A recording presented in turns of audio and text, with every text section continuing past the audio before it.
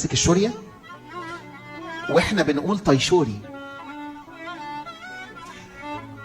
وبرضو علشان الموضوع ده انا بزعل منه، ولا مكان للهيتينيات، مفيش حاجة اسمها هيتينيات لغاية 1938.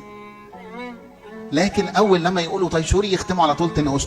لما جه سيدنا الانبا هرمينا هنا قال انا مش عارف، يعني كل الكنايس تقعد تقول بالربع ساعة هيتينيات، والهيتينيات اصلا طقس ما كانش موجود ولا ليه اي مكان، والشمامسه يقعدوا يطولوا في الهيتينيات بالربع ساعه.